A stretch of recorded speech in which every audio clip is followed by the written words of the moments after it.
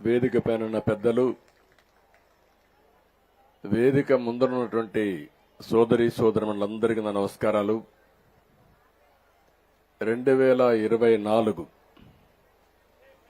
స్వచ్ఛతా he సేవ 224 ఇక్కడ జరుపుకోవడం, మచిలీపట్నంలో జరుపుకోవడం నేను చాలా సంతోషంగా ఫీల్ అవుతున్నా, గర్వపడుతున్నా. ఎందుకంటే ఈరోజు మహాత్మా గాంధీ పుట్టినరోజు, లాల్ బహదూర్ శాస్త్రి గారు పుట్టినరోజు. ఈ రెండు కూడా అరుదైన అనుభవాలు. అలాంటి అరుదైన అనుభవాలు ప్రజల ముందర ఇక్కడ మనందరం కలిసి జరుపుకుంటూ, అదే సమయంలో మహాత్మా గాంధీ చేసిన సేవల్ని ఒక్కసారి మనం గుర్తు చేసుకుంటున్నాం, నివాళులర్పిస్తున్నాం. అలాంటి నివాళులర్పించే కార్యక్రమంలో భవిష్యత్తులో ఒక స్ఫూర్తిదాయకంగా ముందుకు పోవాలంటే ఏం చేయాలనో మనం ఆలోచించాల్సిన అవసరం ఉంది. ఇప్పుడే ప్రసాద్ గారు స్వచ్ఛ సుందర చల్లపల్లి ఆయన కళ 10 సంవత్సరాల నుంచి పనిచేస్తున్నారు. అలాంటి స్ఫూర్తి ప్రతి ఒక్కరిలో రావాలని మనస్ఫూర్తిగా భగవంతుని కోరుకుంటున్నా. ఆ స్ఫూర్తిని మీకు అందరికీ రావాల్సిన అవసరం ఉంది. ఇక్కడే స్వచ్ఛ సేవకులున్నారు. మనందరం రోడ్లో బాగా తిరుగుతున్నామంటే, మన ఆరోగ్యం బాగుందంటే ఈ సేవకులే కారణం.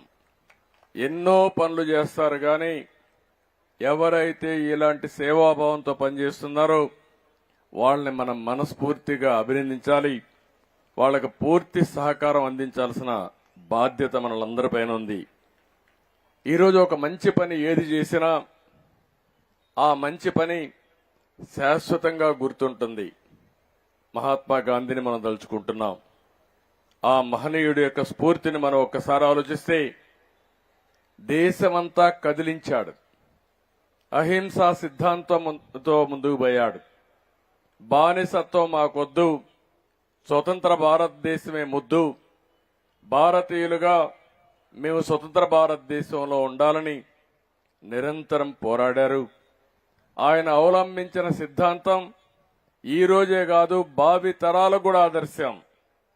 ఆయన చనిపోయి ఇన్ని సంవత్సరాలైనా ఇప్పుడు కూడా ఆయన గుర్తుపెట్టుకుంటున్నామంటే, ఆయన ఆశయాలకు అనుగుణంగా మనం పనిచేస్తున్నామంటే దానికి కారణం ఆ ఆలోచనలు ఎప్పుడు కూడా ప్రజాహితం కాబట్టి ఆలోచిస్తున్నాం. అలాంటి మహనీయుడిని మనం ఒకసారి ఆలోచిస్తే, 1869 పోర్బందర్లో ఇదే రోజున జన్మించడం, అదే మరిగా ఒక పక్క స్వాతంత్రం కోసం పోరాడమే కాకుండా ఇంకొక పక్కన ఎక్కడెక్కడ స్వచ్ఛత కార్యక్రమాన్ని ఆయన చేపట్టి ప్రజా చైతన్యం తీసుకొచ్చాడు. 1919లో మొట్టమొదటిసారిగా ఈ జిల్లాకు వచ్చాడు. ఏదైతే సత్యాగ్రహ సభలో పాల్గొన్నాడు. 1921లో మళ్లీ అఖిల భారత కాంగ్రెస్ మహాసభల్లో ఇక్కడ పుట్టిన వ్యక్తి పింగళ వెంకయ్య జాతీయ జెండా ఆయనకు అప్పచెప్పాడంటే అది గడ్డ మహిమ అని చెప్పి కూడా నేను మీకు తెలియజేస్తున్నా. స్వాతంత్ర ఉద్యమంలో ముందున్నారు, స్వాతంత్ర పోరాటంలో ముందున్నారు. అదే ఈరోజు మువ్వెన్నెల జెండా రెపరెపలాడుతుంది. ప్రతి ఒక్క భారతీయుడు ప్రపంచం అంతా కూడా గర్వంగా నేను భారతీయుడిని చెప్పుకునే శక్తినిచ్చింది ఈ పింగళి వెంకయ్య, ఈ గడ్డ వాసి అని చెప్పి మరొకసారి మీ అందరికీ విజ్ఞప్తి చేస్తున్నా. అలాంటి స్వతంత్ర భారతదేశానికి ఊపిరి పోసిన ప్రాంతం ఇది, ఊతమిచ్చిన ప్రాంతం ఇది, ఉద్యమ బాటన పట్టిన ప్రాంతం అని చెప్పి కూడా నేను మీకు తెలియజేస్తున్నా. ఈరోజు ఇక్కడే ఆంధ్ర జాతీయ కళాశాల, ఆ రోజు బ్రహ్మాండంగా అందరూ ఇక్కడే కాశీ విశ్వనాథ సత్యనారాయణ గారు, బెజవాడ గోపాల్ రెడ్డి గారు, ఇంకో పక్క పింగళ వెంకయ్య గారు ఆ స్కూల్లో టీచ్ చేశారు. ఇప్పుడు కొంతమంది స్వార్థపరులు ఆ స్కూల్ను కూడా కబ్జా చేసే పరిస్థితికి వచ్చారు. స్వార్థం పెరిగింది. ఒకటే చెప్తున్నాను, ఎట్టి పరిస్థితుల్లో మళ్లీ ఈ స్ఫూర్తిని కాపాడతాం. ఆ కాలేజీ రాష్ట్ర ప్రభుత్వం తీసుకుంటుంది. జాతీయ స్ఫూర్తిని నింపే విధంగా కార్యక్రమాలు చేపడతామని చెప్పి కూడా నేను మీకు తెలియజేస్తున్నాను. ఇక్కడే ఈ ప్రాంతంలో చూస్తే ఈ ఉద్యమం కోసం పోరాడినటువంటి కృష్ణా పత్రిక ముట్నూరు కృష్ణారావు గారు, ఇంకో పక్క జెండాకర్ర తోట నరసయ్య నాయుడు, ఇంకో పక్క భోగరాజు పట్టాభి సీతారామయ్య గారు, ఇలాంటి వాళ్ళందరూ ఈ ప్రాంతం నుంచి వచ్చారు. కానీ ఇప్పుడు ఈ కాలంలో ఈడ మనం చూసే సమస్యలు చూస్తే చాలా సమస్యలు వస్తున్నాయి. ఇప్పుడే ఎంపీ గారు ఒక మాట చెప్పారు, పింగళ వెంకయ్య గారి పేరుతో మెడికల్ కాలేజ్ పెట్టమని. తప్పకుండా ఆ పేరు మారుస్తాం, ఆయన పేరు పెడతామని మరి ఒక్కసారి మీ అందరికి హామీ ఇస్తున్నా. భావి తరాలకు ఒక స్ఫూర్తి ఉండాల్సిన అవసరం ఉంది. ఆ స్ఫూర్తి ఈ దేశాన్ని ముందుకు తీసుకుపోతుంది. ఇలాంటి కార్యక్రమాలు చేస్తూనే ఇక్కడికి వచ్చినప్పుడు ఈరోజు ఈ కార్యక్రమం నాకెంతో మనసుకు దగ్గరుండే కార్యక్రమం. నేను సమైక్య ఆంధ్రప్రదేశ్లో 1998లో క్లీన్ అండ్ గ్రీన్ ప్రోగ్రాం పెట్టాను. ఆ రోజు కార్యక్రమం పెట్టి ఆ కార్యక్రమాన్ని జయప్రదంగా తీసుకుపోతూ ప్రతి వారం నెలకొక్క రోజు 2వ శనివారం ఎవ్వరూ పనిచేయక్కర్లేదు, పిల్లల దగ్గర నుంచి పెద్దలు ఉద్యోగస్తులందరూ కూడా క్లీన్ అండ్ గ్రీన్ ప్రోగ్రాంలో పార్టిసిపేట్ చేయాలని చెప్పాను. అది నా పట్టుదల. మనుషులందరం కూడా కష్టపడుతున్నాం, ప్రశాంతమైన వాతావరణం కావాలని కోరుకుంటాం. కానీ అలాంటి ప్రశాంతమైన వాతావరణాన్ని క్రియేట్ చేసుకోకుండా ఎక్కడికక్కడ ఇప్పుడే వారు చెప్పినట్టు చెట్లు నరికేయడం, చెత్తంతా తీసుకొచ్చి రోడ్డు మీద వేయడం ఒక బాధ్యత రాహిత్యంగా ప్రవర్తించిన రోజున నేను ఈ కార్యక్రమానికి శ్రీకారం చుట్టి ఆ రోజు పనిచేశాం. తర్వాత ప్రధానమంత్రి గారు సరిగ్గా 10 సంవత్సరాల కంటే ముందు అక్టోబర్ 2, 2014లో న్యూఢిల్లీలోని రాజ్ఘాట్కి వెళ్లి స్వచ్ఛ భారత్కు శ్రీకారం చుట్టారు. నేను మనస్ఫూర్తిగా మనందరం కూడా ప్రధానమంత్రి దూరదృష్టికి అభినందించాల్సిన అవసరం ఉంది. గట్టిగా అభినందించాల్సిందిగా మిమ్మల్ని అందరినీ కూడా కోరుతున్నా. ఎందుకంటే భారతదేశం 140 కోట్ల జనాభా. మన ఆరోగ్యం అంతా కూడా మనం నివసించే ప్రాంతాల మీద, మనం తాగే నీళ్లపైన, మనం తినే తిండిపైన ఆధారపడుతుంది. అలాంటిది స్వచ్ఛ భారత్ ఉండాలని దానికి ఒక శ్రీకారం చుట్టి ఆ రోజు ఆయన నీతి ఆయోగ్లో ఒక అనౌన్స్మెంట్ చేసి దగ్గర 10 మంది ముఖ్యమంత్రులతో ఒక సబ్ కమిటీ వేశారు. ఆ సబ్ కమిటీకి నేనే chairman. Swachh Bharat sub committee వేసి ఆ కమిటీలో చాలా రికమెండేషన్లు ఇచ్చాం. అక్టోబర్ 2వ తారీఖున ప్రతి సంవత్సరం అవార్డ్స్ ఇవ్వాలని, స్వచ్ఛ సేవకుల్ని గుర్తించాలని, స్వచ్ఛందంగా వచ్చే ప్రతి ఒక్కరిని గౌరవించాలని, అవసరమైతే అవార్డ్స్ ఇచ్చి సమాజంలో ప్రత్యేకంగా వాళ్ళకి గౌరవం ఇవ్వాలని చెప్పి రికమెండేషన్లు ఇచ్చాం. ఆ రిపోర్ట్ ఇప్పుడు కూడా పనిచేస్తా ఉంది. గవర్నమెంట్ ఆఫ్ ఇండియాలో స్వచ్ఛ భారత్ ఉంది. 2015లో మన రాష్ట్రంలో స్వచ్ఛ ఆంధ్రప్రదేశ్ కు శ్రీకారం చుట్టాం. 2019 వరకు మీరు చూస్తే రోడ్ల పక్కన ఉండే డివైడర్లు కూడా పెయింట్లేసి ఆహ్లాదకరమైన వాతావరణం తీసుకొచ్చాం. పార్కులు అభివృద్ధి చేశాం. ఎక్కడ కూడా ఇబ్బంది లేకుండా చేశాం. కానీ 19 నుంచి వచ్చింది ప్రభుత్వం, భూతం మారిగా పడింది రాష్ట్రంలో. మొత్తం వ్యవస్థనన్నీ కూడా చిన్నాభిన్నం చేశారు. మామూలుగా చేయలేదు. ఇప్పుడే నేను మీ ఊర్లో వచ్చాను. ఎక్కడ చూసినా చెత్త కుప్పలుగా అడవులుగా పేరకపోయింది. కొత్త అడవులు తయారైపోయినాయి. అక్కడనే మీరు వస్తున్నారు, అక్కడనే మన పిల్లలు ఆడుకుంటున్నారు. ఇంకా వాళ్ళ ఆరోగ్యం ఏ విధంగా బాగుంటుంది మీరు చెప్పమని అడుగుతున్నా. నేను ఆ రోజు ఒక పని పెట్టాం. ఎక్కడైతే చెత్త ఉందో చెత్త నుంచి సంపద సృష్టించే కార్యక్రమానికి శ్రీకారం చుట్టాం.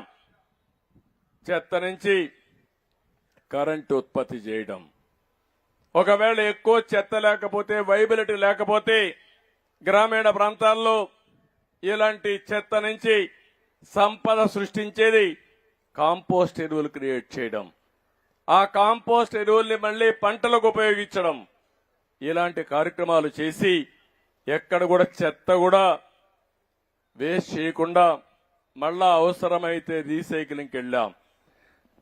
ఇప్పుడే ప్రసాద్ గారు కొన్ని విషయాలు చెప్పారు. మామూలుగా చెత్తలో మనం చూస్తే పొడి చెత్త, తడి చెత్త ఇవన్నీ కూడా మనం వేస్తున్నాం. దాన్ని సెగ్రిగేట్ చేసి రీసైక్లింగ్ పంపించాల్సిన అవసరం ఉంది. అవసరమే డెబ్రీస్ మనం కొట్టి గోడలన్నీ కూడా ఇచ్చేసినప్పుడు అది ఎంత ఎత్తకపోయి రోడ్డు మీద వేస్తే ఆ రోడ్డు అంతా కూడా అధ్వానంగా ఉండే పరిస్థితి వస్తుంది. అందుకని ఇవన్నిటికి కూడా ఒక సొల్యూషన్ ఇచ్చాం, పరిష్కార మార్గం చూపించాం. స్వచ్ఛాంధ్రప్రదేశ్ స్ఫూర్తితో మనం ముందుకు పోయాం. మీరు చూస్తే వారు చల్లపల్లిలో ఓడిఎఫ్ చేశారు. రాష్ట్రం మొత్తం మీరు చూస్తే 2,43,612 వ్యక్తిగత మరుగుదొడ్లు కట్టి 8,124 కమ్యూనిటీ టాయిలెట్లు కట్టి, టాయిలెట్లు కూడా చాలా నీట్ గా కట్టి, అవసరమైతే ఒక 4-5 రూపాయల టికెట్ కూడా పెట్టి మిస్యూజ్ చేయకుండా ఎక్కడికక్కడ టాయిలెట్స్ అన్ని నిర్మాణం చేసి 110 మున్సిపాలిటీలో రాష్ట్రాన్ని ఓడిఎఫ్ రాష్ట్రంగా చేసిన ప్రభుత్వం తెలుగుదేశం ప్రభుత్వం ఆ రోజుల్లోనే. అలాంటి ఓడిఎఫ్ చేసినాక ఓడిఎఫ్ ప్లస్కి వెళ్ళాలి, అక్కడే సమస్యలు క్రియేట్ చేశారు. ఈ రోజు ఈ విధంగా చెత్త చూస్తే రాష్ట్రం మొత్తం 85 లక్షల మెట్రిక్ టన్నులు కుప్పలు కుప్పలుగా, గుట్టలు గుట్టలుగా చెత్తంతా పేరకపోయింది. నేను ఇప్పుడే మా మంత్రిని అడిగా, నారాయణ గారు ఎన్ని రోజులు పడుతుందని అడిగా. సార్ 2 ఏళ్లు పడుతుంది అన్నాడు. 2 ఏళ్లు పడితే మనం పనిచేసినట్టు కాదు. 365 రోజుల్లో మొత్తం చెత్తంతా క్లీన్ చేసే బాధ్యత మీకు అప్పచెప్తున్నానని నారాయణ గారికి ఇప్పుడే ఆదేశాలు ఇచ్చాను. అంటే గడిచిన ప్రభుత్వం పేర్చిన చెత్త ప్రభుత్వం 85 లక్షల మెట్రిక్ టన్నులు ఇంకా మిగిలింది. మీకు కోపం రాలా? ఇంకా వాళ్ళు సిగ్గు లేకుండా రోడ్డు మీద మాట్లాడుతూ ఉంటారు. అందుకే ఆ రోజు చెప్పా, ఎన్నికల కంటే ముందు చెత్త ప్రభుత్వం అని. చెత్త మీద పన్నేశారు గాని చెత్త మాత్రం తొలగించలేదు. ఇంకా ఒక మాట చెప్పాలంటే ఎంత చెత్త ప్రభుత్వం అంటే, చెత్త తొలగించకుండా చెత్త మీద పన్నేసి కావాలని ఆ చెత్త తీసుకొచ్చి మన షాపుల ముందు వేసే పరిస్థితికి వచ్చారు. అందుకే నేను ఒక మాట చెప్పాను, చెత్త మీద ప్రభుత్వం వేయడం కరెక్ట్ కాదు. అందుకే ఈ రోజు అనౌన్స్ చేస్తున్నా, ఎక్కడ కూడా చెత్త మీద పన్నేయడానికి వీలు లేదు, రద్దు చేస్తున్నాం. ఈ రోజు నుంచి ఎక్కడ కలెక్ట్ చేయొద్దని మా మంత్రులకు వాళ్ళకి ఆదేశాలు ఇస్తున్నాను. నెక్స్ట్ కేబినెట్ లో పెట్టి అది కూడా ఆర్డర్స్ కూడా ఇష్యూ చేస్తాం. ఎక్కడ ఇది కలెక్ట్ చేయమని చెప్పి కూడా నేను మీకు తెలియజేస్తున్నా. గ్రామీణ ప్రాంతాల్లో 41,50,000 మరుగుదొడ్లు కట్టాం. 2018లో ఓడిఎఫ్ గా రాష్ట్రాన్ని ప్రకటించాం. వేస్ట్ కాంపోస్ట్ ప్లాంట్లు గాని, బయో కంప్రెస్డ్ నేచురల్ గ్యాస్ ప్లాంట్లు గాని, వేస్ట్ ఎనర్జీ ప్లాంట్స్ కూడా పెట్టి పెద్ద ఎత్తున ముందుకు పోయాం. గ్రామ పంచాయతీల్లో 9,838 సాలిడ్ వేస్ట్ ప్రాసెసింగ్ సెంటర్లు ఏర్పాటు చేస్తే నాకైతే ఎంత కోపం వస్తుందంటే, వైఎస్ఆర్ కాంగ్రెస్ పార్టీ చెత్తంతా తీసిపోవడం అనేసి ఆ షెడ్లకి సొంత కలర్లు వేసుకున్నారు. నేను ఆ రోజు చెప్పా, ఆ కలర్లు వేసుకునింది ఆ ఇటుకేసారు కానీ మీ ముఖానికి వేయాలి, ముఖానికి వేసి ఊరంతా తిప్పితే మీకు బుద్ధి వస్తుందని ఆ రోజు చెప్పా. కనీసం ఆ షెడ్లన్నీ ఆపేశారు. ఒక ఉదాత్తమైన పర్పస్ కోసం పెట్టాం. గవర్నమెంట్ ఆఫ్ ఇండియా డబ్బులు ఇస్తా ఉంది. ఆ రోజు మేము ఇచ్చిన రికమెండేషన్ల పైన గవర్నమెంట్ ఆఫ్ ఇండియా డబ్బులు ఇచ్చే పరిస్థితి వస్తే అది కూడా వీళ్ళు ఇష్ట ప్రకారం చేశారు. ఆ రోజు Visakhapatnam, Vijayawada, Guntur 2 energy to waste అంటే వేస్ట్ నుంచి కరెంటు ఉత్పత్తి చేసే ప్లాంట్స్ పెట్టాం. అవి రెండు మాత్రం పనిచేస్తున్నాయి. కడవన్నీ విధ్వంసం చేశారు కానీ ఈ రెండు వాళ్ళ విధ్వంసాన్ని నుంచి తట్టుకుని నిలబడుకున్నాయి. ఆ రెండే పనిచేస్తున్నాయి. ఇప్పుడు మా మంత్రిని అడిగాను, భవిష్యత్తులో చెత్త రోడ్డు మీద ఉండడానికి వీలు లేదు, అవసరమైతే ఎన్ని ప్లాంట్లు పెట్టాలి, ఎంత ఖర్చు అవుతుంది, మామూలుగా చెత్త నుంచి కరెంటు తీయాలంటే కొంచెం ఖర్చు ఎక్కువ అవుతుంది. ఆ రోజుట్లోనే ఒక యూనిట్కి 7 రూపాయలు 8 రూపాయలు ఇచ్చాం, కొన్ని 9 రూపాయలు కూడా ఇచ్చాం. అవసరమైతే ₹1 ఎక్కువైనా పర్వాలేదు, ఒక 50 మెగావాట్లు అవుతుంది. దీనివల్ల ఆరోగ్యం బాగుంటుంది, ఇమ్మీడియట్ గా చేయమని కూడా వారికి ఆదేశాలు ఇచ్చాను. ఈ రోజు మనందరం కూడా ప్రతి ఒక్కరూ స్వచ్ఛ సేవకులు కావాలి. స్వచ్ఛ భారత్ మన లక్ష్యం అయితే స్వచ్ఛ ఆంధ్రప్రదేశ్ ధ్యేయంగా మీరందరూ ముందుకు పోవాల్సిన అవసరం ఉంది. ఈ రోజు జాతి పిత పుట్టినరోజు అక్టోబర్ 2వ తారీఖు. ఈ రోజు మనందరం కూడా ఒక సంకల్పం చేయాలి.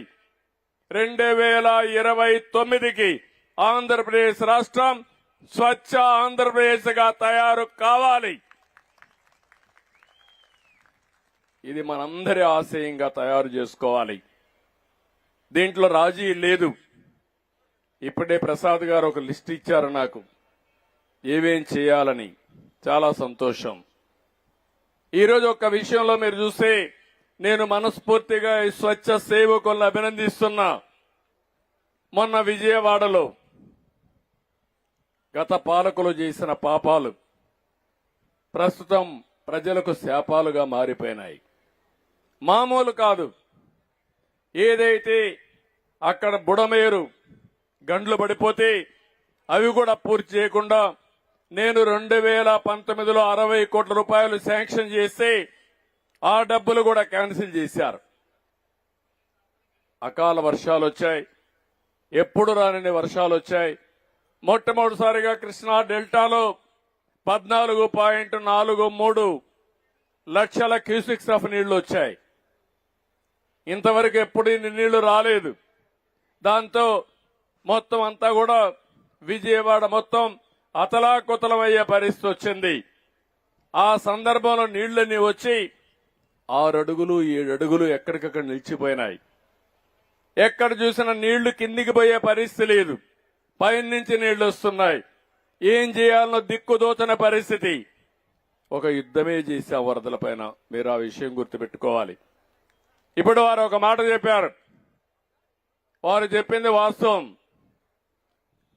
గొంతు వరకు నీళ్లున్నాయి, బోట్లు వేసుకొని తిరిగారు, భోజనం సరఫరా చేయలేకపోయాం, నీళ్లు ఇవ్వలేకపోయాం, కనీసం బయట వచ్చే పరిస్థితి లేదు. వాళ్ళు ఏం చేయాలో దిక్కు తెలియకుండా 5-6 లక్షల మంది నీళ్లు లేకుండా తిండి లేకపోతే అక్కడే ఉండి రాత్రి పగుళ్ళు పనిచేశాం. నేను అందుకే ఆ రోజు ఒక నిర్ణయం చేశా, ఏదో రూమ్లో కూర్చొని పనిచేస్తే లాభం లేదు. ఇలాంటి సమయంలో ప్రజలకు అందుబాటులో ఉండాలని బురదలో నడిచా, ట్రాక్టర్లు ఉపయోగించా, అదే మరి ప్రొక్లైన్ దొరికితే ఎక్కా.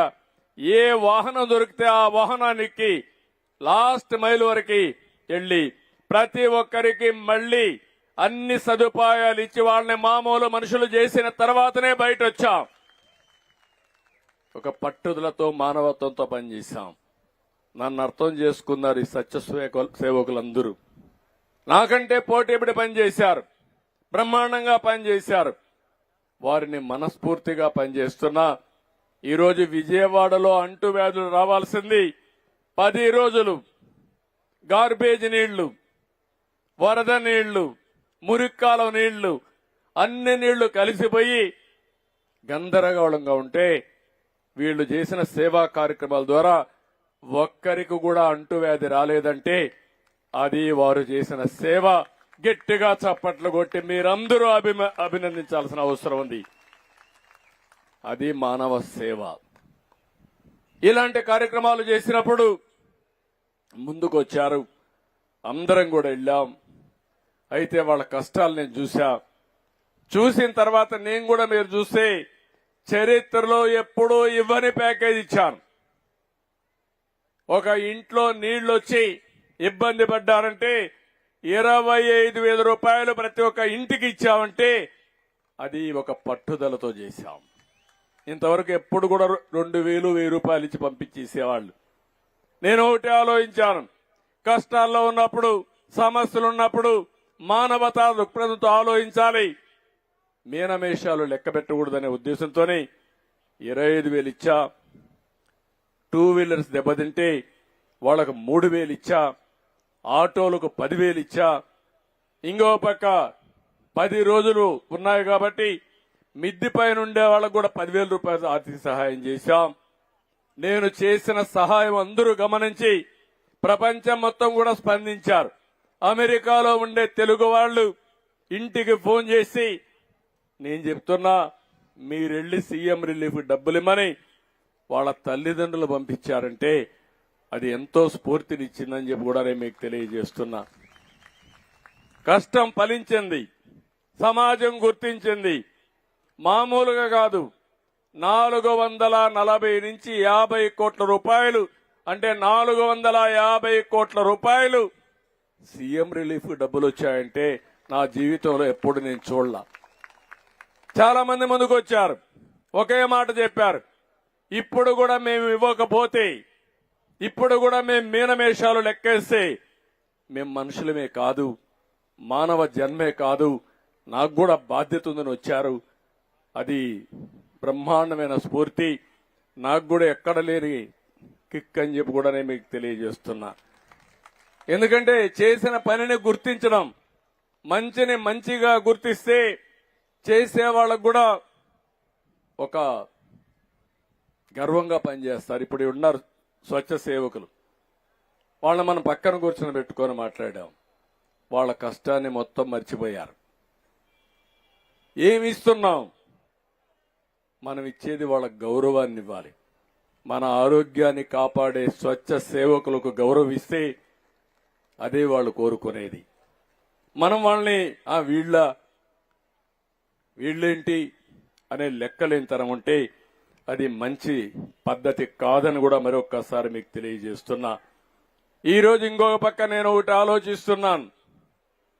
అన్ని ఊర్లో డ్రోన్లు పెట్టాం, సీసీటీవీ కెమెరాలు ఉన్నాయి, సెల్ ఫోన్లు ఉన్నాయి. టెక్నాలజీ ఉపయోగించి భవిష్యత్తులో ఎక్కడ కూడా ఒక చిన్న కాగితం లేకుండా, ఎక్కడ కూడా చిన్న గార్బేజ్ స్టాక్ లేకుండా పరిశుభ్రమైన ప్రాంతాలుగా తయారు చేయడానికి ముందుకు పోతున్నాం. ఇది ఎట్లా ఉపయోగిస్తారని మీరు అనుకోవచ్చు. ఈరోజు ఒక డ్రోన్ పంపిస్తారు. మొన్నే మీరు చూశారు వరదల్లో డ్రోన్ పంపించాం. డ్రోన్ పంపించి ఆహార పొట్లాలు మామూలుగా మనుషులు పోయినప్పుడు ఇసిరిసిరేసేవాళ్ళు. ఎందుకంటే నీళ్లలో దిగాలి, మళ్లీ ఎక్కాలంటే కష్టం కాబట్టి ఇసిరేస్తే నీళ్లలో పడేటివి అవి తీసి ఇసిరేసేవాళ్లు. అది భోంచేస్తే ఏమవుతుందో మనకు తెలుసు. అందుకని నేను డ్రోన్ ఉపయోగించాను. డ్రోన్ ఉపయోగిస్తే డ్రోన్ పెట్టి నేరుగా మిద్దిపైకి పంపించారు. చాలా సేఫ్ గా జరిగింది, చాలా ఈజీ అయిపోయింది. అదే నేను హెలికాప్టర్లు పెట్టాను. హెలికాప్టర్లో పైనుంచి ఇసిరేస్తే సగం ఫుడ్ అంతా నలిగిపోతుంది. ఎక్కడెక్కడ పాకెట్స్ అన్ని చల్లా చెదురైపోయే పరిస్థితి వస్తుంది. అదే మరిగా విజయవాడలో డ్రోన్ పంపించి మొత్తం ఎక్కడెక్కడ చెత్త ఉందో చూసి మళ్ళా డైరెక్టర్ చెప్పి అక్కడికి మళ్ళా ట్రక్ పంపించి ఎప్పటికప్పుడు లిఫ్ట్ చేశాం. 20,000 ట్రక్కులు 5-6 రోజుల్లో ఈ చెత్తంతా తీసామంటే అది ఆ రోజు ఉపయోగించిన టెక్నాలజీ అని చెప్పి నేను మీకు తెలియజేస్తున్నా. ఇంకో పక్క ఎక్కడైనా సరే ఈ డ్రైన్స్ అన్ని పూడిపోయి ఉంటే నేరుగా అక్కడ పోయి అవి కూడా తీసి పలాంది ఎక్కడ పూడిపోయిందంటే అక్కడికే ప్రొక్లైన్ పంపించి అవి కూడా క్లీన్ చేయించాం. నీళ్లన్నీ వెళ్లిపోయే పరిస్థితికి వచ్చింది. ఈ రోజు నేను ఆలోచించేది భవిష్యత్తులో ఈ డ్రోన్స్ ని మీ దగ్గరనే చూసే సీసీటీవీ కెమెరాలు ఉన్నాయి. నేను మొన్న అదే చెప్పా అపోజిషన్ పార్టీకి. అనంతపూర్ జిల్లాలో ఒక ఊర్లో రథం ఉంటే రథాన్ని తగలబెట్టి దాని మీద నెపం మన మీద వేయాలని చెప్పి చూశారు. నేను ఒకే ఒక మాట చెప్పాను, ఒళ్ళు దగ్గర పెట్టుకోండి. మీరు నేరం చేస్తే నేరం చేసిన 2 నిమిషాల్లో మీ చొక్కా పట్టుకునే వ్యవస్థ నా దగ్గర ఉంది. నేరస్తుల్ని వదిలిపెట్టని చాలా స్పష్టంగా చెప్పాను. రాముడు తల దీయించేసి రామతీర్థంలో ఇంతవరకు ఎంక్వైరీ లేదు. అదే మారిగా రథాలు తగలబడితే దాని మీద ఎంక్వైరీ లేదు. ఏదైతే విజయవాడ దుర్గమ్మ అక్కడుండే సింహాలు ఏవైతే వెండితో తయారు చేసిన సింహాలు దొంగిలిస్తే దాని మీద ఎంక్వైరీ లేదు. మా వాళ్ళకు ఒకటే చెప్పారు, అన్ని దిక్కల్లో ఈ నేరస్తులుండే ఈ రాష్ట్రంలో మనం టెక్నాలజీ తప్ప ఇంకొక మార్గం లేదు. అన్ని దిక్కల సీసీటీవీ కెమెరాలు పెడదాం, మీటింగ్లు ఉంటే కూడా డ్రోన్లు పెడదాం, జాతరలు వచ్చినా డ్రోన్ పెడదాం. ఎవడైనా గాని తోక తిప్పితే తోక కట్ చేస్తామని చెప్పి చాలా స్పష్టంగా చెప్పారు. మీరు ఒకటి గుర్తుపెట్టుకోవాలి, మామూలుగా నేరస్తులే చాలా తెలివైన వాడు. ఆ నేరస్తుడు రాజకీయ ముసుగులో ఉంటే ఇంక ఎదురుదాడి చేస్తానే ఉంటాడు. చేసే తప్పులన్నీ ఎదురుదాడి చేస్తాడు. అందుకే నేను కూడా వాళ్ళకంటే తెలివిగా డాక్యుమెంటరీ ఎవిడెన్స్ పట్టించుకోకపోతే కోర్టుకు పోయి అబద్దాలే చెప్తా ఉంటారు. అందుకే ఈ రోజు ఈ పనులన్నీ చేస్తున్నాం. టెక్నాలజీ ఒక పక్క దొంగలను పట్టుకోవడమే కాకుండా నేరస్తుల ఆట కట్టించడమే కాకుండా మెరుగైన సేవలు అందించడానికి ఉపయోగపడుతున్నా. దీనికి మీరందరూ కూడా సహకరిస్తే ఈ టెక్నాలజీలో చాలా సమస్యలు పరిష్కారం అవుతాయని చెప్పి కూడా నేను మీకు తెలియజేస్తున్నాను. ఇది ఒకటే కాదు, భవిష్యత్తులో మీరు ఒకే విషయం గుర్తుపెట్టుకోవాలి. ఈ రోజు మనందరం కూడా గట్టిగా కష్టపడుతున్నాం, శారీరకంగా కష్టపడుతున్నాం. భవిష్యత్తులో శారీరకంగా కష్టపడవలసిన అవసరం లేదు. స్మార్ట్ గా పనిచేయాలి, తెలివిగా పనిచేయాలి. మైండ్ ఉపయోగించి పనిచేస్తే డబ్బులు సంపాదించే మార్గాలు అనేకం ఉన్నాయి. అలాంటి నాలెడ్జ్ ఎకానమీకి నేను దోహదం చేస్తా. ఎప్పుడో సెల్ ఫోన్ నేను పెడితే అందరూ నన్ను ఎగతాళి చేశారు. 25 ఏళ్లకు మునుపు సెల్ ఫోన్ తిండి పెడుతుందా అని. ఈరోజు సెల్ ఫోన్ లేకపోతే ఎవరు ఉండలేకపోతున్నారు. ఏమమ్మా ఉంటున్నారు ఎవరన్నా? అందరి దగ్గర సెల్ ఫోన్లు ఉన్నాయా లేదా? ఉన్నాయంటే చేలు పైకెత్తండి. అందరి దగ్గర సెల్ ఫోన్లు ఉన్నాయి. ఒక ఫోన్ కాదు 2 ఫోన్లు ఉన్నాయి. ఒక ఫోన్ ఇంట్లో వాళ్ళతో మాట్లాడతారు, కొంతమంది అయితే ఆ ఫోన్ ఇంకో ఫోను రహస్యాలు మాట్లాడుతూ ఉంటారు. అలాంటివి కూడా వచ్చాయి. ఏదేమైనా సెల్ ఫోన్ ద్వారా చాలా ప్రయోజనాలు ఉన్నాయి సద్వినియోగం చేసుకుంటే. అందుకే దానికి కూడా శ్రీకారం చుడతాం. అదే మరిగా నాలెడ్జ్ ఎకానమీలో మీరు చూస్తే ఇప్పటికే ఉపయోగించాం. మచిలీపట్నంలో దోమ ఎక్కడుంటే అక్కడికే డ్రోన్ వచ్చి చూసి ఆ దోమనే నిర్మూలించే అవకాశాలున్నాయి. పొలాల్లో ఏదైనా గాని తెగులు వస్తే ఆ తెగులు ఎక్కడుందో అక్కడే చూసి ఆ తెగులు మీద మందు కొట్టే పరిస్థితి వస్తుంది. అంటే మీరు గుర్తుపెట్టుకోవాలి, లేకపోతే మీరేం చేస్తున్నారో ఒకప్పుడు ఎవరో అక్కడుండే మందుల షాప్ వాడు చెప్తే ఆ మందుల షాప్ నుంచి పురుగు మందు తీసుకుపోయి మొత్తం 4 సార్లు కొట్టేవాళ్ళు. పంటేం వచ్చేది కాదు, కానీ మీరు మాత్రం అప్పుల పాలైపోయేవాళ్ళు. ఈరోజు అలాంటి పనులు చేయవలసిన అవసరం లేదు. ఇవన్నీ కూడా సమర్థవంతంగా పనిచేయడానికి ముందుకు పోతామని చెప్పి కూడా మీకు తెలియజేస్తున్నా. ఈరోజు ఈ స్వచ్ఛ ఆంధ్రప్రదేశ్ కార్యక్రమంలో మనం ఒక నిర్దిష్టమైన లక్షణాలతో ముందుకు పోదాం. ప్రతి ఒక్క ఇంటికి కరెంట్ ఇవ్వడం, ప్రతి ఒక్క ఇంటికి గ్యాస్ ఇవ్వడం. నేనే ఆ రోజు దీపం పెట్టాను. మా ఆడబిడ్డలు మర్చిపోయారు, అప్పుడప్పుడు మర్చిపోయే ఇబ్బందులు తెచ్చుకుంటున్నాం. నేను ఆ రోజు వంట చేసేటప్పుడు మా తల్లి కష్టాలు చూశాను. వంట ఇంట్లో నుంచి బయట వస్తే కండ్లలో నీళ్లు వచ్చేటివి. దానికి కారణం పొగంతా వెళ్ళేది. ఆ పొగతో ఊపిరితిత్తులు కూడా దెబ్బతినేటివి. ఆ రోజు నేను ఆలోచించి నా ఆడబిడ్డలకు ఈ కష్టాలు ఉండడానికి వీల్లేదు, నా తల్లి పడిన బాధ నా ఆడబిడ్డలు పడడానికి వీలు లేదని దీపం పెట్టాను. ఇంటింటికి పిలిచి దీపం కనెక్షన్ ఇచ్చాను. అవునా కాదా తల్లి? అయినా మర్చిపోయారు కదా. అప్పుడప్పుడు మర్చిపోతున్నారు. మర్చిపోయినప్పుడు భూతం వస్తా ఉంది. మళ్ళా ఆ భూతాన్ని వదిలించుకోవడానికి మళ్ళీ వస్తున్నాం. ఈరోజు మళ్ళా హామీ ఇస్తున్నా, దీపావళి నుంచి రేట్లు పెరిగాయి కాబట్టి 3 గ్యాస్ సిలిండర్లు ఉచితంగా ఇచ్చే కార్యక్రమానికి శ్రీకారం చుడుతున్నాం. దీపం నేనే పెట్టాను, గ్యాస్ నేనే ఇచ్చాను, మళ్ళీ ఈరోజు ఉచితంగా నేనే ఇస్తున్నానంటే అది నా ఆడబిడ్డలకు నా మీదుండే ప్రేమ అని చెప్పి కూడా నేను మీకు తెలియజేస్తున్నా. ప్రతి ఒక్క ఇంటికి గ్యాస్ ఇస్తాం, ప్రతి ఇంటికి పవర్ కనెక్షన్ ఇస్తాం. మార్చి 25 లోపల ఎక్కడన్నా మరుగుదొడ్లు వాడకపోతే మళ్ళా మరుగుదొడ్లు శాంక్షన్ చేస్తాం. కంపల్సరీగా విధిగా మరుగుదొడ్లు వాడే కార్యక్రమానికి మీరు శ్రీకారం చుట్టాలి. కమ్యూనిటీ మరుగుదొడ్లు మళ్ళా కట్టిస్తాం, ఉండేటి ప్రక్షాళన చేస్తాం. బయట పోయినప్పుడు ఎక్కడ కూడా ఆడబిడ్డలకు గాని ఎవరికి గాని మరుగుదొడ్లు ఎదనకుండా ఈ కార్యక్రమానికి శ్రీకారం చుడతాం. 2027కి ప్రతి ఒక్క ఇంటికి మంచినీళ్లు ట్యాప్ ద్వారా ఇచ్చే కార్యక్రమానికి శ్రీకారం చుడతాం. ఇది తప్పకుండా జయప్రదం చేస్తాం. ఎన్నికల్లో చాలా స్పష్టంగా చెప్పాం, ఇంటింటికి మంచినీళ్లు ట్యాప్ ద్వారా ఇస్తామని, స్వచ్ఛమైన నీళ్లు ఇస్తామని చెప్పాం. దానికి కట్టుబడి ఉన్నాం. కనీసం ఈ ప్రభుత్వం Jal Jeevan Mission government of India డబ్బులు ఇస్తే 5 ఏళ్ల నుంచి ₹1 వాడలేదు. వాళ్ళు ఇచ్చింది 45% గవర్నమెంట్ ఆఫ్ ఇండియా ఇచ్చారు.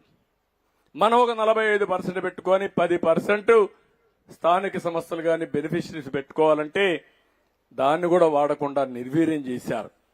ఆ కార్యక్రమం గాని వచ్చుంటే అది కూడా ఏదో ఇక్కడ నీళ్లు లేని ప్రాంతంలో భూగర్భ జలాలు వాడి కాదు. కొన్ని భూగర్భ జలాలు బాగా ఉండవు.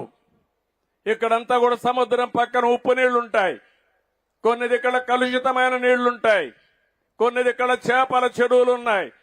ఆ నీళ్లు తాగడానికి పనికిరావు.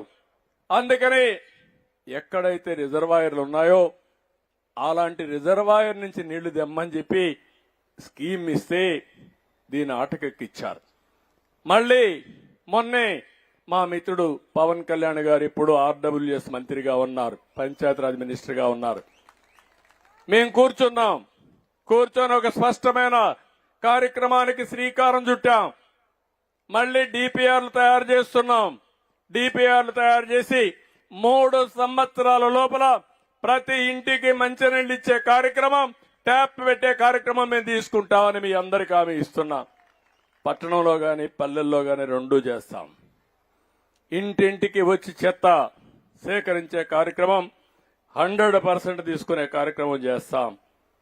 ఇంకో పక్క 2025 నాటికి ప్రతి గ్రామంలో ఘన వ్యర్థాలన్నీ ప్రాసెసింగ్ యూనిట్లు పెడతాం. 29కంతా కూడా ఎక్కడికక్కడ వాటర్ ట్రీట్మెంట్ కోసం 100% చేస్తాం. ప్రతి ఒక్క మున్సిపాలిటీని ఈ రోజు నుంచి రోజు మీరు చూడండి, చెత్త తొలగిస్తాం. ఎప్పటికప్పుడు చెత్త అంతా కూడా సేకరిస్తాం. అందులో నుంచి కరెంటు తయారు చేయగలిగితే కరెంటు, లేకపోతే కాంపోస్ట్ తయారు చేయగలిగితే కాంపోస్ట్ తయారు చేసి ముందుకు పోతాం. సముద్ర తీరంలో మంగినపల్లె బీచ్ ఇక్కడే ఉంది, సుందరమైన బీచ్. దాన్ని కూడా నాశనం చేశారు. స్వచ్ఛమైన బీచుల్ని, సుందరమైన బీచ్లు తయారు చేసి ఎక్కడికక్కడ మనం నెక్స్ట్ జనరేషన్ గాని టూరిజాన్ని ప్రమోట్ చేస్తే మంచిది వస్తుంది. నేను ఒకే ఒక విషయం మిమ్మల్ని కోరుతున్నా, ప్రతి ఒక్కరూ ఒక చెట్టు పెట్టాలి. మీరు పుట్టిన రోజున ఒక చెట్టు పెట్టండి, మీ బిడ్డ పుట్టిన రోజున ఒక చెట్టు పెట్టండి. మీరు మంచి కార్యక్రమానికి ఇంకొక పక్కన మీ ఇంట్లో మీ పెద్దలను గుర్తించుకునే సందర్భంలో కూడా ఒక్కొక్క చెట్టు పెట్టాల్సిన అవసరం ఉంది. చెట్టు పెట్టడం మన నాగరికత. చెట్టు చూస్తే ఆహ్లాదకరం, మానసిక ఆనందం వస్తాయి. నేను ఇవన్నీ చెప్తే ఈయనకేం పని లేదు, ఏదో మాకు ₹10 ఇచ్చేస్తే మేము పంపుతాం కదా, లేనిపోని మాట్లాడుతున్నాడని చెప్పి నా మీద లేనిపోని అపోహలు వస్తున్నాయి మీకు.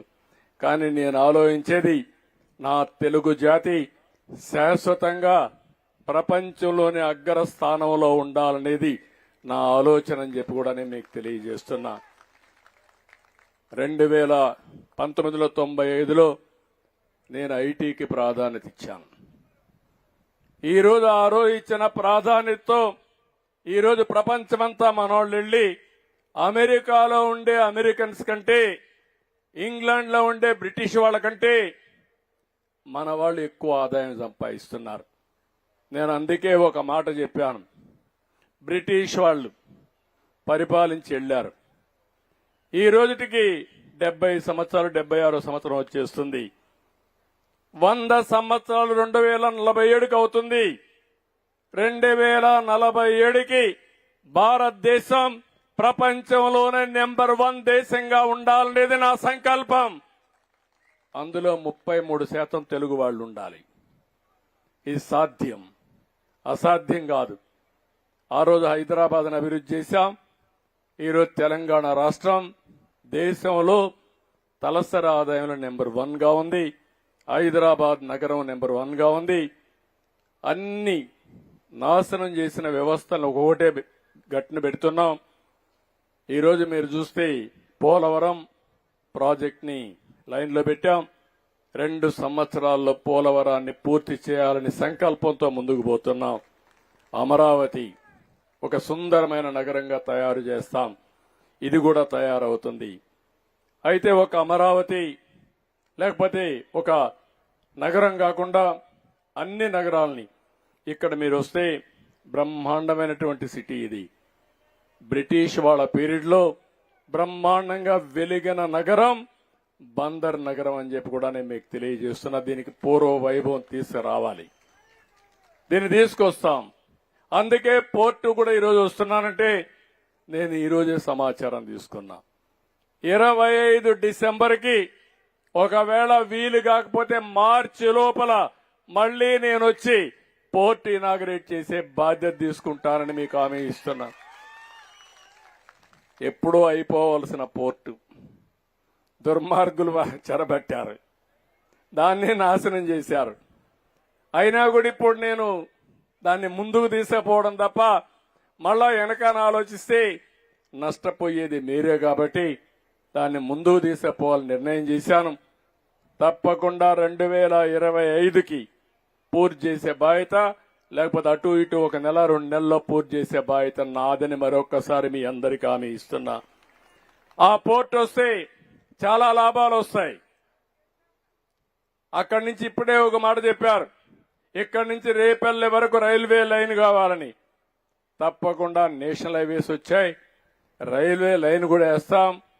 ఇక్కడికి పోర్ట్ కనెక్టివిటీ ఇవ్వాల్సిన అవసరం ఉంది. ఇక్కడ ఇండస్ట్రీస్ కూడా రావాల్సిన అవసరం ఉంది. ఇవన్నీ కూడా మనం చేసుకోగలిగితే మళ్లీ మచిలీపట్నం పూర్వ వైభవం వస్తుంది. దాన్ని తీసుకొచ్చే బాధ్యత నాదని మీ అందరికీ తెలియజేస్తున్నా. ఇదే కాకుండా ఈరోజు ఇంకొక పక్కన మీరు చూస్తే, ఈరోజు ఇక్కడికి వచ్చే మునుపు నేను ఒక సెల్ ఫోన్లో మెసేజ్లు అడిగాను. ఇటీవల కాలంలో నేను ఎప్పటికప్పుడు మీకు సెల్ ఫోన్లో కొన్ని విషయాలు అడుగుతూ ఉంటాను. మీరిచ్చే ఫీడ్బ్యాక్ను ఆధారంగా చేసుకుని నిర్ణయాలు చేస్తూ ఉంటాను. ఎన్నికల ముందు పదే పదే మిమ్మల్ని అడిగేవాడిని. ఓసారి నా ఫోన్ వస్తే తిట్టుకునేవాళ్ళు, ఇంకేం పని లేదని. అయినా కూడా నేను మళ్లీ మళ్లీ తెలుసుకొని నేను చేసే నిర్ణయం సరైన నిర్ణయం ఉండాలి, ప్రజలకు ఆమోదయోగ్యంగా ఉండాలి, ప్రజాహితానికి పనిచేయాలని నేను టెక్నాలజీ ఉపయోగించాను. దానివల్ల మంచి అభ్యర్థులను ఎంపిక చేసుకున్నాం. చేసిన అభ్యర్థుల ఎంపిక కూడా మీరు చూస్తే చరిత్రలో ఎప్పుడూ రాని విజయం. 93% అభ్యర్థులు గెలిపించారంటే అది మీరు చూపించిన చొరవ.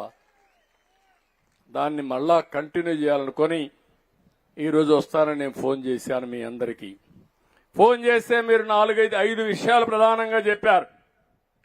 డ్రైనేజ్ చాలా బాగాలేదు, డ్రైనేజ్ ఒకటి మీరు పూర్తిగా ఇది చేయాలని చాలా మంది చెప్పారు. ఇప్పుడే మాకుండే ఇక్కడ మా మంత్రిని నారాయణ గారిని, అదే మరి కొల్లు రవీందర్ని ఎంపీకి ఆదేశాలు ఇస్తున్నా. ఇక్కడ డ్రైనేజ్ 100% పర్ఫెక్ట్ గా ఉండేట్టుగా, ఎప్పుడన్నా వర్షాలు ఎక్కువ పడి నీళ్లు పోకపోతే లిఫ్ట్ చేసే విధంగా లిఫ్ట్ ఇరిగేషన్లు పెట్టి ఎక్కడ కూడా డ్రైనేజీ వ్యవస్థ ఇబ్బంది లేకుండా చేసే బాధ్యత చెప్తున్నా. కలెక్టర్ కూడా ఆదేశాలు ఇస్తున్నా. దీనికి ఒక యాక్షన్ ప్లాన్ తయారు చేస్తారు. రెండో సమస్య ప్రధానంగా రిపేర్లు అడిగారు రోడ్ల మీద. అవి కూడా చేయాల్సిన అవసరం ఉంది. దానికి కూడా ఎక్కువ ప్రాధాన్యత ఇస్తాను. మూడో సమస్య మీరు అడిగింది డంపింగ్ యార్డ్ అడిగారు. ఏదైతే ఆ డంపింగ్ యార్డ్ అయితే మొత్తం క్లీన్ చేయకపోతే గుట్టలుగా ఉంది, క్లీన్ చేయమన్నారు. నిర్దిష్టమైన డైరెక్షన్ ఇచ్చాను. తొందరలోనే దాన్ని కూడా క్లీన్ చేస్తాం. మూడోది డ్రింకింగ్ వాటర్ అడిగారు. తప్పకుండా స్వచ్ఛ భారత్ లో జల్ జీవన్ మిషన్ ఏదైతే ఉందో దాని కింద గ్రామీణ ప్రాంతాల్లో గాని పట్టణ ప్రాంతాల్లో గాని పూర్తిగా మంచి నీళ్ళు ఇచ్చే బాధ్యత, ట్యాప్ ద్వారా నీళ్లు ఇచ్చే బాధ్యత మాది. అది చేస్తామని కూడా మీ అందరికీ హామీ ఇస్తున్నా. ఇక్కడ బీసీ కమ్యూనిటీ హాల్ కావాలన్నారు. అది కూడా చేస్తామని చెప్పి నేను మీ అందరికీ హామీ ఇస్తున్నాను. దానికి కూడా మనం ఆ రోజు ఇచ్చాం. ఇచ్చిన దాన్ని వీళ్ళు తీసేసే పరిస్థితికి వచ్చారు. దానికి కూడా శ్రీకారం చుడతాం. మచిలీపట్నం బీచ్ డెవలప్మెంట్ కోసం స్వదేశీ దర్శన్ పథకం కింద పెట్టమని అడిగాడు రవీంద్ర గారు. అది కూడా పెడతాం. పోర్ట్ వస్తుంది, మత్స్యకారులకు ఇబ్బందులు వస్తాయి, వారికి కూడా ఉపాధి కల్పించమన్నారు. తప్పకుండా ఆల్టర్నేటివ్ పోర్ట్ అవన్నీ క్రియేట్ చేసి మత్స్యకారుల కోసం ఒక హార్బర్ క్రియేట్ చేసి వారిని కూడా ఆదుకుంటామని చెప్పి కూడా మీకు తెలియజేస్తున్నాను. ఇది కాకుండా బందర్కు వస్తే మనకు గుర్తొచ్చేది బందర్ లడ్డు గుర్తొస్తుంది, గోల్డ్ కవరింగ్ ఇండస్ట్రీ గుర్తొస్తుంది. ఈ రెండు కూడా మనం అభివృద్ధి చేయాల్సిన అవసరం ఉంది. మచిలీపట్నం గోల్డ్ కవరింగ్ వర్క్ ఇదే కేర్ ఆఫ్ అడ్రస్, వేలాది మంది పనిచేస్తారు. అందుకే దీన్ని ఒక ఎంఎస్ఎంఈ క్లస్టర్ గా పెట్టి ఇక్కడ పనిచేసే ఈ బంగారు కోటింగ్ వస్తువులు భారతదేశం మొత్తం అమ్మడానికి ఏమేమి చేయగలుగుతామో ఆన్లైన్ గానీ ఆఫ్లైన్ గానీ అమ్మేదానికి ఒక వ్యవస్థ క్రియేట్ చేసి ప్రత్యేకమైన శ్రద్ధ పెడతామని చెప్పి కూడా మీకు తెలియజేస్తున్నాను. అదే మరిగా కలంకారీ వస్త్ర పరిశ్రమకు న్యాయం చేయాలి. గ్లోబల్ క్యాపిటల్ సెంటర్ కింద ఏదైతే అపారమైన వనరులున్నాయి, 300 ఎకరాలు నేషనల్ కాలేజ్ యొక్క ఇది ఉంది. ఇవన్నీ ఉపయోగిస్తే బ్రహ్మాండంగా చేసే అవకాశం ఉంటుంది. దానికి కూడా శ్రీకారం చుడతామని చెప్పి తెలియజేసుకుంటూ, ఇక్కడ ఏ పనులైతే ఉన్నాయో మంత్రిగా కొల్లు రవీంద్ర గారే ఉన్నారు. ఆయనే ఇక్కడ అవన్నీ చూసుకుంటాడని నాకు నమ్మకం ఉంది. పూర్తిగా స్వేచ్ఛనిస్తామని చెప్పి నేను మీకు తెలియజేస్తున్నా. మరొక్కసారి నేను మిమ్మల్ని అందరినీ కోరుతున్నా, 2029 కంతా స్వచ్ఛ ఆంధ్రప్రదేశ్ గా ఉండాలి.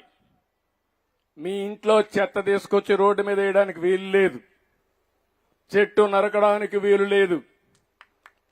ఈ విషయం కూడా మీరు గుర్తుపెట్టుకోండి. ప్రసాద్ గారు ఒక మాట చెప్పారు, ఫ్లెక్సీలు కూడా ఏ విధంగా కంట్రోల్ చేయగలుగుతారో చేయమని. నాకైతే పబ్లిసిటీ ఇచ్చుకోవాలని ఉండదు, కానీ మీ మనసుల్లో ఉంటే చాలు. కానీ అన్ని రాజకీయ పార్టీల్ని కంట్రోల్ చేయకుండా నేను ఏకపక్షంగా పోతే కొన్ని సమస్యలు వస్తాయి. దీని మీద చర్చ జరగాలి. చర్చ జరిగి ఎక్కడికక్కడ ఇలాంటివన్నీ కూడా మనం కట్టడి చేసే విధంగా ముందుకు పోవాల్సిన అవసరం ఉంది. దీని మీద కూడా తొందరలోనే ఒక నిర్ణయం చేస్తామని చెప్పి కూడా మీ అందరికీ హామీ ఇస్తున్నా. ఇంకో పక్క 2047కి స్వర్ణ ఆంధ్రప్రదేశ్ మన లక్ష్యం. 2047కు బందర్ ఏ విధంగా ఉండాలి, ఈ బందర్లో మీ యొక్క ప్రతి ఒక్క కుటుంబం ఏ విధంగా ఉండాలి. ఈరోజు ఎవ్వరికి అనుమానం వద్దు, నేను చాలా స్పష్టంగా చెబుతున్నాను.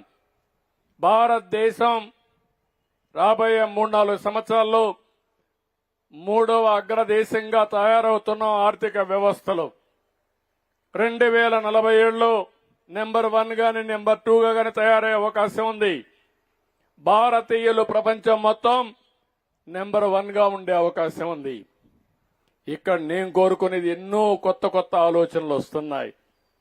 ఈ విషయంలో కూడా ఒక విషయం మీకు చెప్తున్నాను. ఇంటి దగ్గరనే కరెంట్ ఉత్పత్తి చేసుకునే పరిస్థితికి వచ్చాం. మీ ఇంటి మిద్దిపైనే సోలార్ పెట్టుకుంటే ఆ సోలార్ కరెంట్ ఉపయోగించుకుని లైట్లు గాని ఏసీ గాని మీరు పెట్టుకోవచ్చు. మీకు స్కూటర్ ఉంటే కారు ఉంటే ఛార్జ్ కూడా చేసుకునే పరిస్థితి వస్తా ఉంది.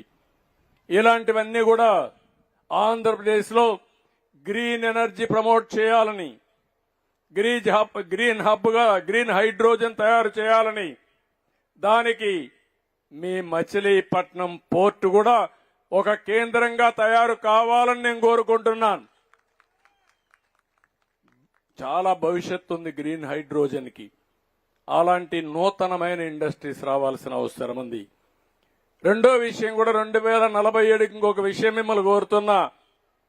జనాభా నియంత్రణ. ఒకప్పుడు నేను పాపులేషన్ తగ్గించమన్నా, ఒకరు ముద్దు, ఇద్దరు ఓకే, ముగ్గురు వద్దని చెప్పా.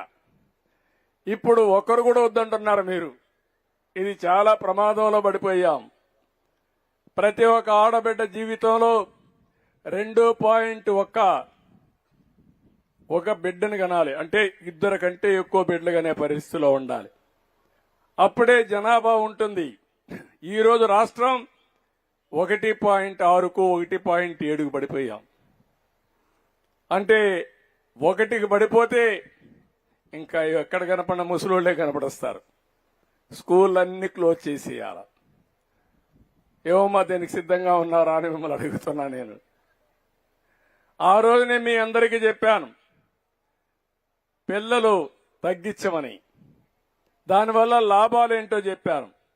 కానీ ఈరోజు చూస్తున్నాను కొన్ని దేశాల్లో పిల్లలు లేకుండా అందరూ ముసలివాళ్ళు అయిపోయి వాళ్ళని చూసుకోవాలంటే డాక్టర్లు లేరు, నర్సులు లేరు, చాలా ఇబ్బంది పెడుతున్నారు.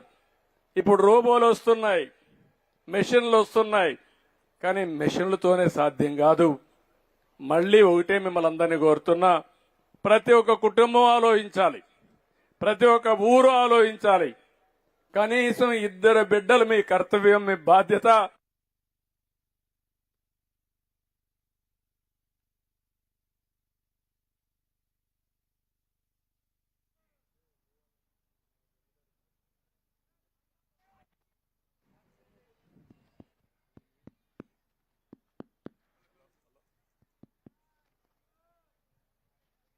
ఇద్దరు కంటే ఎక్కువ పిల్లల్ని మనం కనే పరిస్థితి తెచ్చుకోవాల్సిన అవసరం ఉంది. ప్రోత్సహించాలి. ఏమమ్మా మీరందరూ ఒప్పుకుంటారా? ఒకప్పుడు స్కూల్లో పిల్లలు ఎక్కువ ఉండేవాళ్ళు, ఇప్పుడు తగ్గిపోయారు. అవునా కాదా? మీ గస్తీలో కూడా, మీ బస్తీలో మీరు చూడండి, ఒకప్పుడు ఎక్కువ మంది పిల్లలు ఆడుకునేవాళ్ళు, ఇప్పుడు ఎక్కువ ముసలోళ్ళు తిరుగుతున్నారు. అవునా కాదా? ఇది సహజం. కానీ ముందు జాగ్రత్త లేకపోతే నష్టపోయేది మనమే. అందుకే దీన్ని ఒక ఉద్యమంగా తీసుకున్నా. ఒకప్పుడు నేను ఒక చట్టం పెట్టా, మున్సిపాలిటీలో కార్పొరేటర్గా, మేయర్గా నిలబడాలంటే 2 పిల్లలే ఉండాలి, ఎంపీటీసీ సర్పంచ్ ఉండాలంటే 2 పిల్లలు ఉండాలని పెట్టా. ఇప్పుడు 2 పిల్లలు లేకపోతే వాళ్ళు అర్హులు కాదని పెట్టాలి. ఇప్పుడు కొత్తగా అవి కూడా తీసుకొస్తాను. ఎందుకంటే కొన్ని డ్రాస్టిక్ గా పోతే తప్ప మనం అనుకున్న లక్ష్యాలు చేరలేం. 2047లో స్వర్ణాంధ్రప్రదేశ్ ఒక లక్ష్యంగా మీ అందరికీ పంపిస్తున్నా. మీ అందరి ఆలోచనలు తీసుకుంటా. రాష్ట్రం ఎక్కడుండాలి, మీ కుటుంబం ఎక్కడుండాలి. అందుకే కొత్త కార్యక్రమానికి కూడా శ్రీకారం చుడుతున్నాను. పండగ పూట సంక్రాంతి రోజున P4 పేదరికం లేని సమాజం, జీరో పావర్టీ. నేను ఏ పని చేసినా పేదవాళ్ల కోసమే చేస్తా, పేదవాళ్ల కోసమే బ్రతుకుతా, కార్యక్రమాలు పేదవాళ్ల కోసం నిర్వహిస్తానని మరొక్కసారి ఈ సభలో మీ అందరికీ హామీ ఇస్తున్నా. అప్పుడే మనం అనుకున్న లక్ష్యాల్ని సాధించగలుగుతాం. పేదవాడు పేదవాడుగా పుడుతున్నాడు, పేదవాడుగా పెరుగుతున్నాడు, జీవితాంతం సఫర్ అవుతున్నారు, కడాన పేదవాడుగానే చనిపోయే పరిస్థితి వస్తా ఉంది. అది ఏమాత్రం ఆమోదయోగ్యం కాదు. నాగరిక ప్రపంచంలో పేదవాళ్లను కూడా చేయూతనిచ్చి వాళ్ళని అన్ని విధాలా పైకి తీసుకురావడం మన బాధ్యత. అది కూడా చేస్తా అని చెప్పి తెలియజేసుకుంటూ, మరొక్కసారి బందరుకు వచ్చినప్పుడు మీరు చూపించిన అభిమానానికి పేరు పేరున అందరికీ నా నమస్కారాలు తెలియజేసుకుంటూ, నేను వచ్చాను, చెప్పాను, మీరు విన్నారు, మర్చిపోతే మాత్రం చాలా సమస్యలు వస్తాయి. నేను చెప్పింది 10 మందికి మీరు చెప్పాలి. నేను చెప్పింది మీరు కూడా ఆచరించాలి. అప్పుడే ఇది ఒక ఉద్యమ స్ఫూర్తితో మనం ముందుకు పోతాం. దీనివల్ల మంచి ఫలితాలు వస్తాయి. ఇది మనందరి మంచి కోసరం చెప్తాను, నా ఒక్కడి కోసరం కాదు. ఈరోజు ఏదైతే నేను మొన్న వరదలు వస్తే ముందుకెళ్లామో, ప్రపంచం ఎట్లయితే స్ఫూర్తినిచ్చారో, రాబోయే రోజుల్లో కూడా ఒక ఉద్యమ స్ఫూర్తితో పనిచేద్దాం. అందరం కలిసి పనిచేద్దాం. మన లక్ష్యం కోసం అది సాధించే వరకు ఆలోచించి పనిచేస్తే లక్ష్య సాధన ఈజీ. దానికి కూడా ముందుకు రావాల్సిందిగా మరొక్కసారి అందరినీ కోరుకుంటూ, మరొక్కసారి ఈ కార్యక్రమానికి వచ్చిన మిమ్మల్ని అందరినీ పేరు పేరున మనస్ఫూర్తిగా అభినందిస్తూ అందరికీ నమస్కారాలు. జై హింద్.